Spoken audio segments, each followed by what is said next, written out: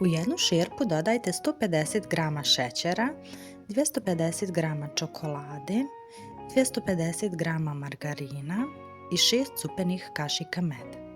Sve to istopite na umjerenoj temperaturi, pa kada ste istopili dodajte 250 g cornflakesa koji ste usitnili, znači prethodno ga izmrvite, i dodajte 250 g nasjeckanih oraha.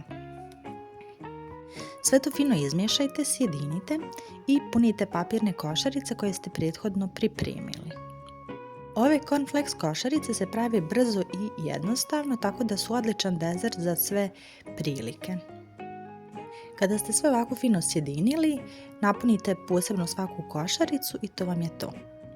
Nadam se da vam se recept svidio, isprobajte ga, a mi se čujemo u nekom narednom videu. Ćao!